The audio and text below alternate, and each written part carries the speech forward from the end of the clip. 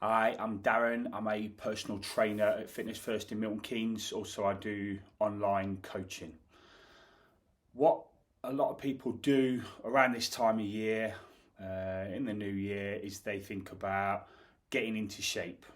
Perhaps they've overdone it during Christmas or throughout the whole of the last year, and they join a gym or they go on a diet, things like that.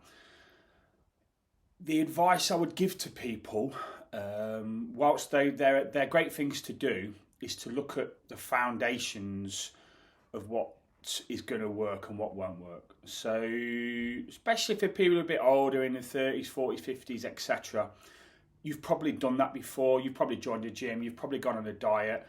And the truth is, you may have stuck to it for a bit, but after a bit, you get back into the old habits of eating junk food or drinking too much, or both, and then you perhaps stop doing the gym and you think it doesn't work. And so all I would do is encourage you to look at the root cause of what's really happening. And I tried a little experiment myself last year. I'm not like most personal trainers, I'm not like most health coaches. I've had a very up and down relationship with junk food, with alcohol over the past 30 years, and I'm not going to pretend otherwise, okay? So I'm very similar to actually a lot of the clients I coach, whereas sometimes I find some personal trainers, some health coaches, you look at them and you think, you've never had a pint, you've never had a kebab, you've never eaten any crap. And so I'm a bit more like the people I coach, all right? So here's a little experiment I tried last year. I quit alcohol for 6 months. So from May through to November, I didn't have a drop of alcohol.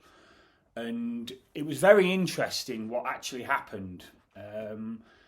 For the previous probably 10 years, maybe longer, I'd had incessant cravings. And I always put it down to stress at work, or sometimes stresses with money, or things like that. And actually what was really happening was my body was still breaking down the alcohol from the weekend. So I'll give you a bit of a background. I've never really been a drinker in the week. I don't drink at home so much. But my pattern you would class it as a binge drinker. So Friday and or a Saturday night, go out and have a load of beer. All right. And that was my pattern. And I've probably done that since I was 16. Periods where I eased off a bit and then, went out with my mates. So I had a few cans at home, and that's kind of what I did. And the truth is, millions of people are doing that across the UK. What I found was I was craving cakes, crisps, chocolate, Ginsters, pasties. Every time I was driving past the garage, I was craving crap food. And so anyway, from May through to November, I didn't have a drop of alcohol, and I switched it out for the super low alcohol, the what they call no alcohol stuff. So things like Erdinger, you also get Heineken Zero, I think it's called, and various other flavours.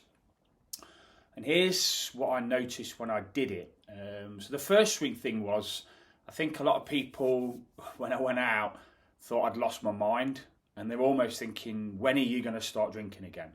So that was interesting. The second one was, what I noticed was, especially having a drink of the zero alcohol or super low alcohol in the pub, did actually feel slightly different. So it wasn't definitely not a drunk feeling, but I felt good. I was still able to have a laugh with my friends and family and etc. And actually, I thought, well, what is it that I need in the alcohol that I'm missing? And for the first few months, I didn't really. I was thinking, I'm going to have to start drinking again soon, because that's the way my brain's been conditioned. And then as time went on, I was thinking, I've got no hangover, and I noticed my cravings totally evaporated.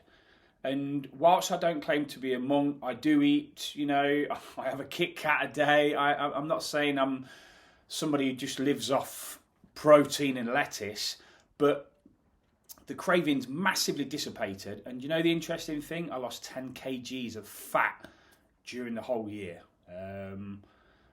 And also, what I also found was that I was able to commit to my training program, my triathlon program I was doing with a coach, and I was able to focus more.